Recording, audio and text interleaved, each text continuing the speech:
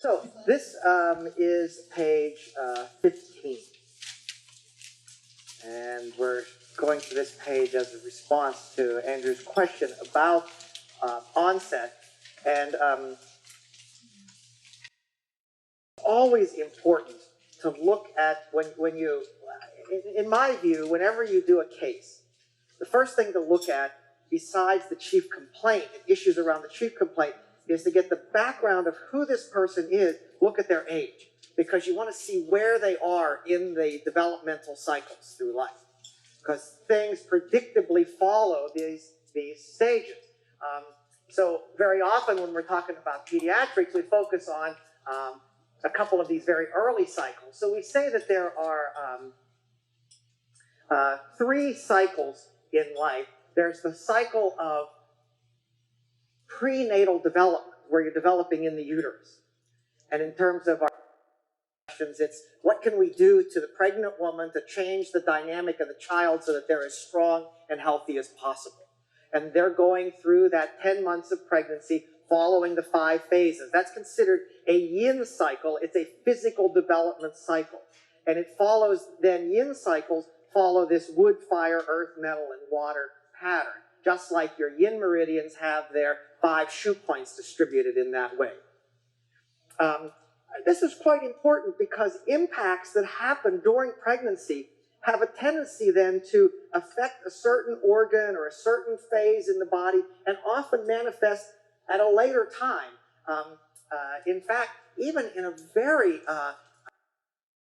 cyclic way, if you have an impact during the 10 months of pregnancy, you often have a reiteration of that in the first 10 months of life.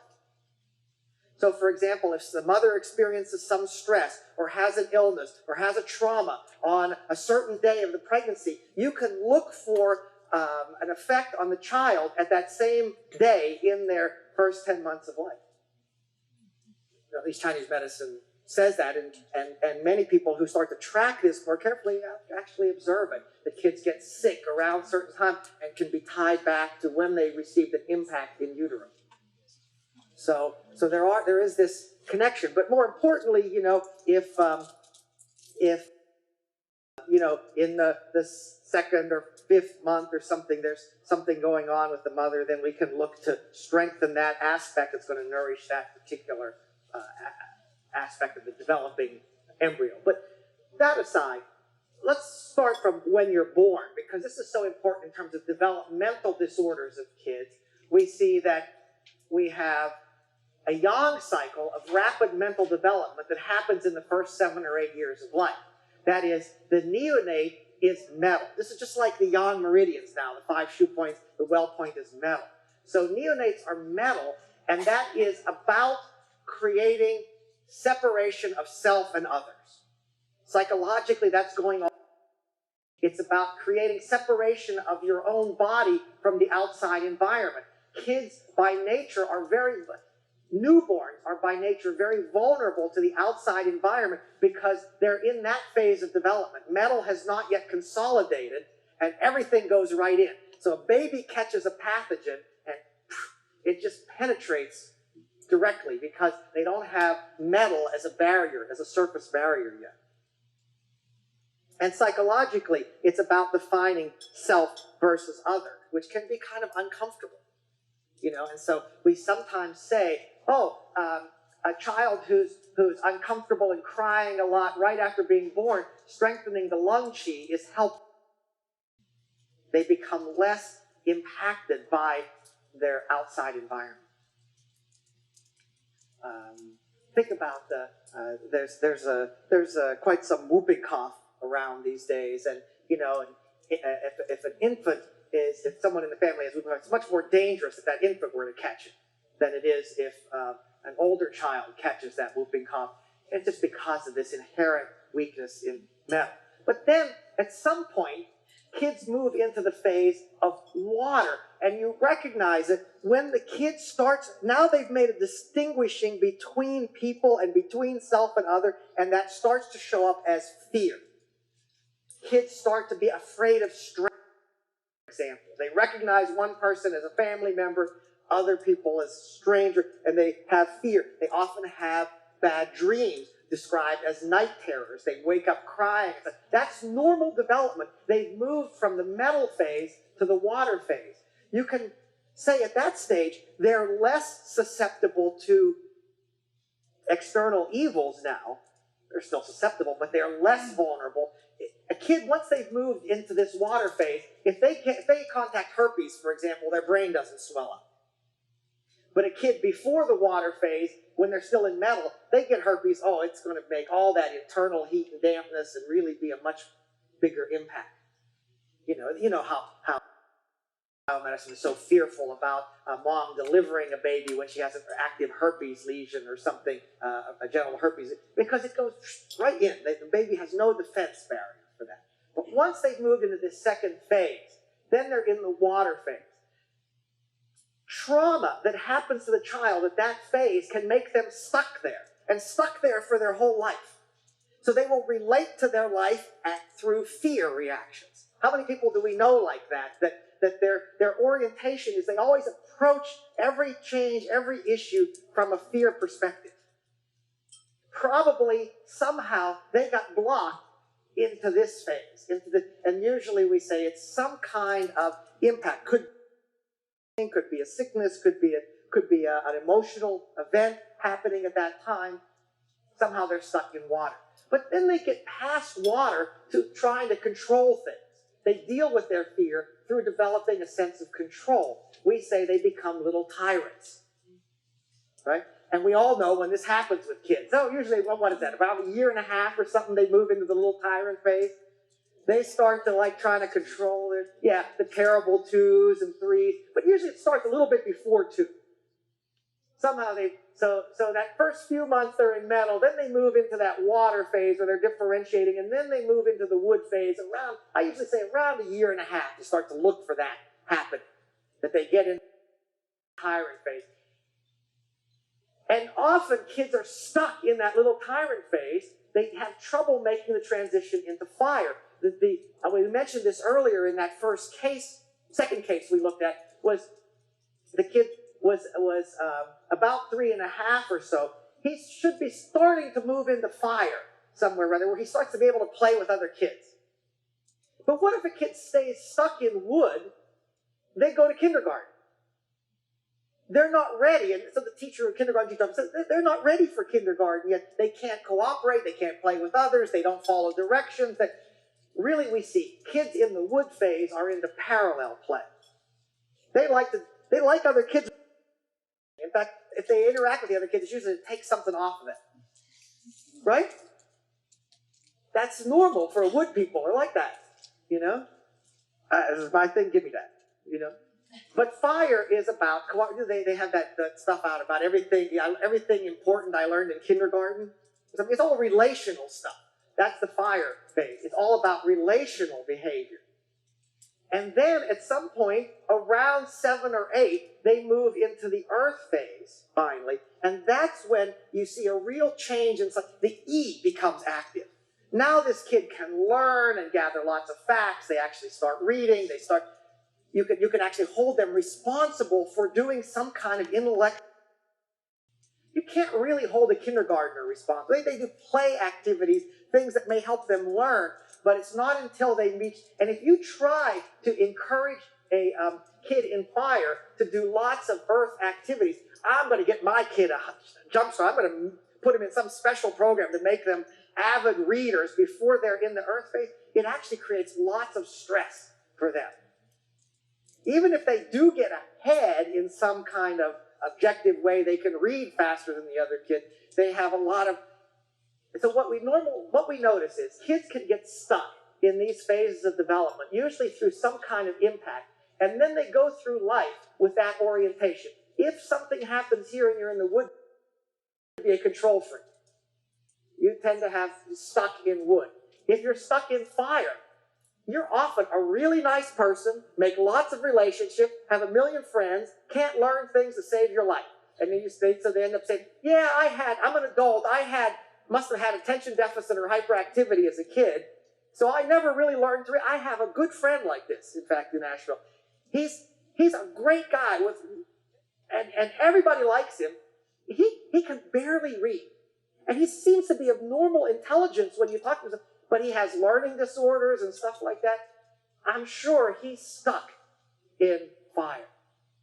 I mean, if we want to probe into the psychology even for this particular, I won't say his name, we can even, like, I know for a fact that his parents gave him to his grandparents because his grandparents owned a farm and they were going to need a worker. That must impact, so as he was a young child, I don't know exactly what age, I think that must have impacted his psychology. You can imagine, you know? So, but he's in the fire phase, you can see. He's not in the wood phase. He's not a control freak. He's not difficult. He's not angry. He's relational. He has a million friends, like to talk to everybody. In fact, I think he'd be great in PR because he loves to talk to everybody. What a fire type of presentation that is. But he can't learn things. That's not true. He can learn things, but sort of technical organization of facts and that stuff, it's just something he just has no clear relationship to. So you get stuck in these phases and they can really affect your whole life pattern. And our goal when we recognize that is we can often treat in such a way as to help the person move forward in the developmental phases. Then everything cycles. And the way you do that is you tend to sedate the phase they're stuck in and tonify the next one. This sort of propels them forward. So, my friend who I'm talking about here, if I would sedate fire and tonify earth, would help move forward into that more engagement with factual sort of thinking. Would develop his eat. That would be, of course, we have to decide, is he really pathological? Or maybe he's just who he is and he's happy with it. I don't have to treat him then. I have a good friend, a Chinese professor, and he's so funny. He often talks about how we should determine if a person really has a pathology should be from their perspective, not ours. And he says, so are Down syndrome kids really pathological? He says, if they're happy, why should I decide to treat them? He even says the same thing with autistic kids. He says they're autistic. What are they? Maybe they're okay. Maybe it's us that has the problem. That's an interesting perspective. I don't know. I'm tempted to say most autistic kids I see do better when I treat them. Down syndrome, well, at least a lot of the side effects. I treat a lot of the heart Qi deficiency and blood stagnation they get. I treat their dampness, and their performance actually improves.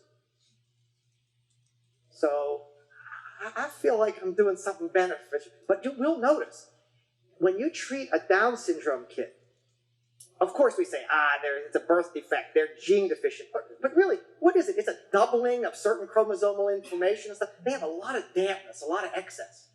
And you treat the Down syndrome kid and clear the dampness, their performance, and if it's a mosaic Down, where they actually have both normal and the Down syndrome gene line, they can get dramatically better with damp clearing. But they often become way less compliant and easygoing and stuff. It's quite interesting to watch. And parents are often startled by that. They're like, wow, they were so sweet before, and since we started the treatment, they're so argumentative and combative, and yet their performance at school is way better, and what happened? The damp obstruction is now gone, the Qi deficiency is now, the heart Qi deficiency, and they're really more outward. So as I said, my friend, I said, they didn't need treatment. They were happy. That's the only criteria, though? Yeah, well, that's a good question, isn't it? I'm not supporting it, it's just an interesting notion, isn't it? That how do we determine? I hear from a lot of folks who believe in neurodiversity. One thing they overlook is less than a third of your autistic children and adults have enough communication skill to meet their basic needs. That's to ask for food or to help, or even to take themselves to the bathroom. I think that's worthy of intervening. Yeah, of course. I certainly, I treat autistic kids a lot. I really like to work with that group because, you do see such benefit. They become tendency now to try to mainstream those kids in normal classrooms when possible and all. if you can improve their performance and social engagement and all of that, and reduce their overreactiveness to sensory stimulus, they're clearly better in my view. You know, it's worth treating. Yeah. So going back to this, the monthly thing, if you have a premature baby. Oh, going back here now. Yes. Okay. Yeah. Speak to that just a bit. So you're saying, like, if someone's born in the, the 9th month, I guess you're saying maybe a month premature, they could be stuck in a kidney. No. This is after birth. This is mental development after birth. Here, this is said to be a yin cycle and much more involved with overall development, physical, and of course somewhat mental. But this is like these particular organs and meridians are becoming activated, and so if we understand this, we can not only look at maybe some impact that happened in a particular month injuring this organ, but also treat preventatively. So for example, there's an herb formula you can give in each month that's targeting that particular organ. There's a point prescription. The very simple thing is you should never sedate the meridian in the month when it's active, but you can tonify it. So you can make point selection in that way. Some people go so far as to say, don't treat that. The meaning is you don't want to, if it's the first month of pregnancy, you don't want to disperse the liver on the mother because she needs that quality of chi to build the liver meridian in the child. So could you use liver 8 and tonify the liver? Sure. Would I use liver 2 and sedate the liver? I have to be more thoughtful about that because I don't want to take away that. And that's a big issue, right? Because what is the first change in a pregnant woman is liver stagnation. That has to happen because otherwise you lose the conceptus. We say that the liver gets blocked and the menstruation doesn't happen. And so the woman experiences a lot of liver chi stagnation at the moment of conception and pregnancy. And so she feels that. And so that starts to back up and then leads us to morning sickness and all of those kind of phenomena. But she's using that liver stagnation to build the liver, to trigger this process now starting in the child. So we can regulate the liver to stop the morning sickness. But we don't want to be real sedating because we don't want to take all this away from the baby. And so if you're talking about a preemie and they're born very early, you can see how very early the lung hasn't activated yet. And we see that as a problem in preemies. But let's say you're born just a little bit early. Still, the kidney or bladder, the end of the water hasn't, and so this is a little bit of a setback developmentally, and so we should tonify the kidney in a preemie to help finalize this. But then, once you're born, now we're going through this psychological, which is much more relevant to our discussion of Shen disorders. You could see an adult patient who got stuck in one of these phases. So look at your adult patient and say, hey, is this person stuck in water? They deal with everything through fear. Is this person stuck in wood? They deal with everything as control. I always like to think different types get involved in different jobs and so forth, you know? I think people who like to tell others what to do are usually stuck in wood. People whose whole orientation is relational rather than factual, they're stuck in fire. You know, something like that. So what is stuck in metal? Stuck in metal, I don't see that so psychologically. It's a person who's weak and vulnerable to the environment in general. They never consolidated that. I guess psychologically, it would mean you don't have a clear distinction between self and others. Could it be? I'm just guessing. We're just talking. I'm just thinking out loud, and could it be martyr kind of things where you take everybody else's stuff on as your own or something like that? Maybe. I always wonder about hypochondria, similar to what Andrew was saying about, how people have that need for control things sometimes, Control and escape, I think. Yeah. So I'm not sure that, because this is actually more than hypochondria. Stuck in metal is like truly vulnerable to throw you off. Strong metal means I have an ability to insulate myself from the external environment. And weak metal is I'm very vulnerable to any, outer change, any outer circumstance. Sometimes you'll hear people say they're falling apart at the seams. That to me is an energy of consolidation. Yeah, that's a nice term, but falling apart at the seams. They can't. I think I had a patient who was stuck in that phase. This woman was born when Hitler invaded Germany. She was born while her parents were on the run. She got pneumonia at 3 days old. Had never been warm her entire life. She came to see me for the first time in June. A camisole on, a long-sleeved turtleneck, and a long-sleeved blouse. And was not warm. Her tongue was black. It was one of those where I tried not to jump back, because it was just so shocking. And she was just totally submissive, quiet, withdrawn. And it was just, And how, as you treated her, did you notice a change? Like, could you see a physical change too, an increase in warmth and such? Absolutely. Yeah, that's a nice case. Within a year, we had a pink tongue. She came in with short sleeves, and she got married. Perfect. Yeah. Huh? That might be a good example. Certainly she has exactly the circumstance you would expect, right? That very early life trauma, and then it really affected the lungs even. So how much more we can see it's exactly that metal phase. So, but anyway, so recognizing that, you can say, oh, I can treat to try to move the person forward in this process. By the way, let me say one thing about when I see a person with this kind of overt, deep coldness, it's really helpful to give them futsa. People are often a little afraid of futsa, oh, isn't it some toxic? But I tell you, it's really a perfect herb. And we see kids like that. You get that kid that comes in, that's wearing 14 t-shirts, are young. So when you get the cold kid like that, I'm giving them futsa, or herb formulas that have futsa as, so target where it is, but put that in there. It's a real help for them. It's make a dramatic effect. Don't be afraid that, oh, isn't that someone? Prepared futsa isn't that toxic. It might make you a little agitated or something if you're already young, but it's not going to poison you. So if you were to move someone along from, say, water to wood, naturally progress through the Yes, the feeling is that once you get them out of their block, they'll naturally just move through their development.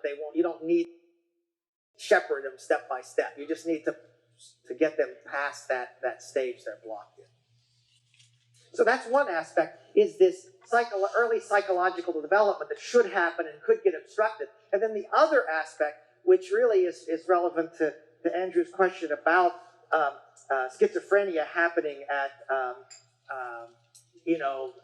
late teens and such, is this cycle of life. And so we say there's the 2 yin cycles and 1 yang cycle. 1 yin cycle is this development during pregnancy. The yang cycle is this development after birth. And then there's a yin cycle of life, the different stages of life. So you have, despite having all of this mental development going on, it's generally a time of wood. Kids always have a certain aspect of control and stuff of wood going on. That's normal. But at some point, they should move into fire. This is puberty. So really what puberty is the Chongmai is now said to penetrate through, the heart gets activated, and the fire nature comes out. And you see this, adolescents, when they get into puberty, they don't give a dang about parents. It's all relational stuff about friends. Again, we said fire time, whether it was when you became a kindergartner, you could start to play with others, or when you become an adolescent and move into fire, you start to have sex. It's all about fire. So naturally, this transition of puberty is the movement from wood to fire, and we see certain disorders tend to pop up then. A lot of liver stagnation and liver heat generates in kids around that time, and especially, I notice in girls, they get a lot of liver stagnation problems at that time. Boys tend to go more towards the heart fire thing, and girls are a little more the liver stagnation thing, just in my experience. But in either case, they're having that difficulty moving forward through puberty. Yeah. Do you find that that's primarily our domestic culture that causes that, or did you find that as well? Yeah, no, it seems to be universally true that we see a little more fire in the boys and a little more liver stagnation in the girls. I don't think that. Now, we could talk about the issue of early puberty, and is that becoming more common, and what does that mean? Generally speaking, we say that it's the kidney yang that makes things come out in the body. It's what makes your teeth come out. If your teeth aren't erupting, you don't have enough kidney yang. If a boy's testicles don't descend, he doesn't have enough kidney yang. Kidney yang drives development in that way. And it's what drives this change from wood to fire. So if we have not enough kidney yang, we have delayed puberty. But if we have too much yang, then we have early puberty. So if indeed, as many suspect, puberty is getting younger and younger, and we have studies now to show it's very typical in Western culture for kids like girls like 9 years old to start menstruating and all that. That could be somehow the relative amount of yang is increasing. Then we have to figure out, why is that? Some authorities say, and again, this is more from the modern biomedicine perspective, they say, oh, early puberty is normal because we have a bigger gene pool. And this has been observed in animals. The more you increase the gene pool of an animal, like when you breed animals in a zoo, for example, and you bring tigers from another region, you put them together, they have earlier onset of ability to reproduce, and they get bigger in general, which is exactly what's happening to people. So we like to blame it on a lot of stuff. Oh, it's diet, increased protein, this, that. Oh, it's hormones in the meat and the milk. Oh, it's sexual stuff in our culture that people are getting exposed. We like to blame it on all that stuff. But it may, in fact, be nothing more than an increased size of gene pool. And we do see this, right? If you go to areas where people don't travel very much, like, you go to less developed parts of Eastern Europe and stuff, and you go to those villages, everybody's short. Then they move to the nations, they're all big. How does that happen? It may be that suddenly they're mixing with, they're not having that limited,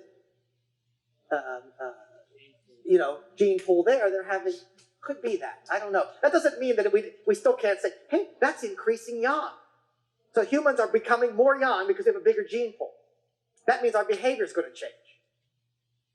So we won't be as relaxed. We're always going to be in that hyper-stimulated mental state instead of, we're not going to have that nice, alpha wave brain pattern going. What is that?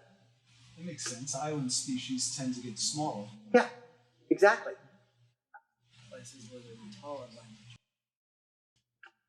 Anyway, we can recognize that somehow that triggering of fire happens to get into adolescence. And then when we see a lot of mental disturbance occur, like schizophrenia, is the struggle with this transition from fire into earth. Instead of a normal transition of fire into earth, they get heat with damp obstructing. And that's the principal thing in schizophrenia, is it's phlegm clogging the mind with fire, and so you have these outbursts of all of the schizophrenic type of delusional thought. So what that means is the earth is unable to transform fluid into good quality yin and is obstructing as phlegm, and the fire is heating it up. Now, one way that happens, we've learned, is pathogens can have obstructed things. I think it happens normally with spleen deficiency. There is some evidence that an adolescent going into it, like, for example, not so much schizophrenia, but bipolar. Bipolar outbursts appear at the same time. And often they happen to kids who get into a stressful circumstance, like they go away to school. A classic type of bipolar outbreak is a high achiever in high school, did very well, goes off to college, and suddenly has the appearance of this manic episode. And what you notice is these kids high school was very easy for them. They never had to study, and they got good grades, and everybody thought they were great. And they get to college, and suddenly it's a much more competitive environment. They're having difficulty keeping up with everything. Plus, they have the added responsibility of managing for themselves, or their parents took care of everything when they were in high school. And the stress of that depletes the spleen chi. Plus, they eat a crappy diet. And suddenly they have phlegm in the mind, plus all that heat building up. It's not being used to make spleen chi. It's still heart fire. And then they have the bipolar. We have a case that fits almost exactly that if we look at our cases there. I was thinking about the acne for some reason this time. Uh-huh. Is the flame and the fire?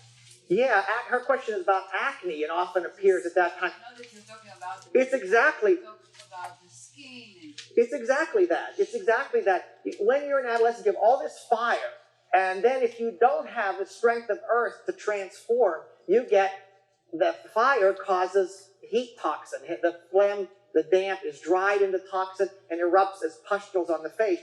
What you have to have in acne is vulnerability in some yang meridian. Because acne is on yang meridians. So when you treat a kid with acne, you want to look at where the acne is breaking out. We already learned all this stuff this morning about skin disorders. Now, acne is eruption of pustules. Therefore, it's excess. And it's coming off the skin, and it's yellow stuff in there, so it's toxic. So it's excess heat and toxin. And then we look at the distribution. Kids get it in here, large intestine meridian. So they have, that heat is impacting their large intestine. They get it on the cheeks over here. That's stomach meridian. They get it right here on the forehead. That's gallbladder meridian. They get it up here, small intestine meridian. So it really follows that heat and toxin that's in the body is congealing into one of the yang meridians. So now we can look at which yang meridian is it, and then maybe make some guesses about which foods are inappropriate or which behaviors we can try to work on, because we can see. And then, of course, treatment, you want to focus on that yang meridian. Clear that heat and toxin from that yang meridian. Use all the cooling points on there. But fundamentally, you're right. It's the fire of adolescence running into, if they can't get the earth to start to transform. That should kick in. And we really see it. It's hard to say an exact age. I mean, theoretically, they say that the wood phase lasts for about 2 cycles. If adolescence comes younger, then that doesn't apply anymore. But the 2 cycles were age 14 or 16. 14 in girls, that should be the normal age of puberty. Now it's 9, it's getting closer to 1 cycle. And 16 for boys. That's why they say boys should never have sex with ejaculation before age 16. It's very depleting because they haven't yet moved into the fire stage. The minister fire is what creates sexual arousal. Therefore, the emperors of China, they always had a special herb formula for them to take, because if you were even a child became the emperor, you had to have an offspring very soon. Otherwise, you were very vulnerable. Because if you didn't have an offspring, they wanted to kill you. Gave rise to who would be the next emperor, So it was always, so the court physicians were always charged with somehow supplementing the kidney yang of the child emperors so that they could hurry up and have sex and have an offspring. So therefore, they'd be protected from, they'd have a next heir in their line. It's an interesting notion, right? That it's like all those kidney yang, that can't be good for it. It's not about health, it's about political stability. So in theory, though, they say about 2 cycles for wood, but fire is fast, only 1 cycle. So at about 3 cycles, you should be moving into earth. So that's either 3 times 7 or 3 times 8. And earth, you should see a big psychology change. That's, my teacher used to say, it's when teenagers become human beings again. It's when they've moved into earth. So, and your concerns change. Your concerns change from being very relational, should be changed to kind of accumulating substances around you. That's the earth is transforming. So you should become concerned with, I have a profession, I make some money, I buy nice things. is a natural expression of the earth phase. If you stay in fire, then you're a young adult, I don't care. And we see that behavior too, as societal circumstances delay kids sort of going off on their own and they stay with their parents. And, you know, I can think of, I just read an article about Italy. And, you know, I'm Italian and came from a very traditional Italian family, so I could clearly understand this. You know, it's like there are all these Italian guys, they don't want to move out from their mother's house now. And they're like, why should I? Mom cooks, takes care of everything for me. I can go out in the evenings dating. I don't have to have a wife. It's perfect. So they want to stay home with mom, live at home, and just date around. That's like and so now Italy is like in a real depression economically, and they have a really dropping population, which even fuels that more. And they're trying to figure out, all the sociologists trying to figure out, how can we get these guys to go out and get married and start the economy again?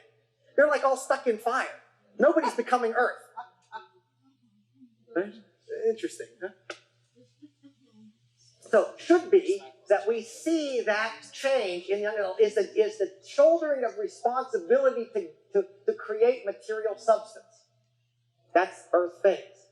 And if you have deficiency of earth, you have trouble making it, and that's the trigger for these bipolar and schizophrenic episodes that happen at that time.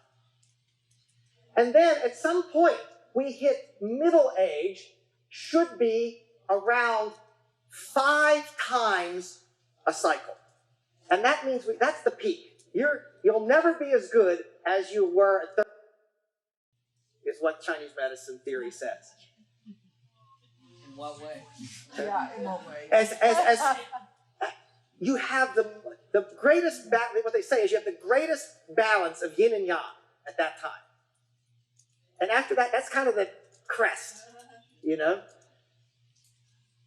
I don't mean you won't. I mean, I'm 50. I'll be 57 on Monday, so I'm clearly past that point. But what happens is, at age 35 or 40, 35 in women, 40 in men, isn't it interesting that modern medicine uses the same number, 35, for when we see the big spike in birth defects? If you're getting pregnant, because your Earth, which should be building all your cells, on the downward side. This is why we always say menopause begins in women at age 35 with a declining spleen. And of course, it's also a declining stomach, and because it's the earth, and so it shows up on a woman's face, is what the classics say. Don't yell at me about this. I didn't. But they say, at age 35, the earth begins to decline, and you see the change in the face. The youthfulness of the face begins to decline because so somebody mentioned on the break about facial rejuvenation. The main thing to keep your face young is to keep the stomach meridian full of qi and blood. And that's naturally declining after age 35. And then you go for another cycle. That's your so-called midlife crisis. And what that means is, I am now moving out of, let's gather a lot of material substance, to, I need to now redefine myself. Just like in the infant, he had to develop a mental phase to separate self from other. We do the same thing at the midlife crisis when we come into metal. That's when, dang it, I've been doing everything I'm supposed to do for my family and what, now I need to do something for myself. So I'm going to buy a big red convertible, or I'm going to get some acting out happens as a way of defining self again. It's normal. It's just natural that that's going to happen. Every level of midlife crisis, the more balanced you were in Earth, sort of taking care of yourself a little bit, the less you feel like you need to act out to create that division. But what happens? Often we see relationships break up at that time. Here, these people have been together, the kids are now moved out and everything, and suddenly the parents are divorcing. The kids are like adult kids, and they're like, can't believe it. Mom, they're divorcing now? What the heck is that? Well, it's about each person has decided to define themselves again, go off on their own, whatever. They don't need to maintain they're in the metal phase. At some point, they may reach the water phase. That's usually so we've got 2 cycles, 1 cycle, 5 cycles, 6, somewhere around, 7 cycles or so. you start to move into water, and the characteristic of that is you no longer have the resistance that we see in the metal phase. You have more acceptance. So the psychology we should display as we move into water is one of acceptance of life. Confucius says something about you know the Tian Ming. The Tian Ming is heaven. You know, Ming is the same Ming as Ming Men. People translate it as heaven's destiny. Basically what he means is you know the way of things as they are. You realize the way of, when you move into that phase. And therefore, I can accept things. I see my place. I'm not resisting that. That's a sign of healthily moving into the water phase. What age are you talking about? Usually somewhere in the 50s, right? Confucius generalizes to say around age 50. Again, it's hard to say exactly, but if we go strictly speaking, it would be around between age 49 and 54, something like that. You should be out of the resistance of metal. You've acted out and did your midlife crisis. You broke up your relationship and bought a motorcycle and did all those things you have to do to now feel like you've redefined yourself. And then you start to say, and if you feel instead, now I'm unimportant or of water. So we should start treating people by nature at age 35 or 40, building their earth. We then can treat them when they have that struggle by tonifying metal, that help them through their midlife crisis. And if we do those two things, they should then enter the water phase with less, in the case of women, menopausal symptoms. In the case of men, less of that feeling of depression and uselessness that often comes. And they should instead enter the water phase with a feeling of acceptance. And so the feeling is, by paying attention to the cycle, the person has a more comfortable old age. You're actually able to express your wisdom at that time. So you will know Tian Ming, heaven's destiny, the natural order of things. So I think for our discussion here, this is the very important transitional point, is the difficulty moving from fire to earth and deficiency of earth, I think. Yes, excesses of fire, but deficiencies of earth, I think, are a big part here. So we need to ask, why do we see in certain people this deficiency of earth that makes it so difficult for them to get through without phlegm misting their mind? Bad diet, too much stress depleting chi, over busy. I mean, how often do we see that? Kids, the whole childhood is over busy in cultivation during childhood. We've said kids by nature are excess yang, deficient yin. Therefore, childhood needs to be a time of stability, of gathering in and building your yin. They say you're building your yin until you reach full height. If you're too busy while you're still growing and you're depleting yourself, you're going to have yin deficiency in a more significant way from that. And I see that as a common situation in modern society. Kids are overscheduled. They're defined. They're like me. They define themselves, doing more is better. So that may be one that sets up that tendency to have that bipolar break or something at that transitional time.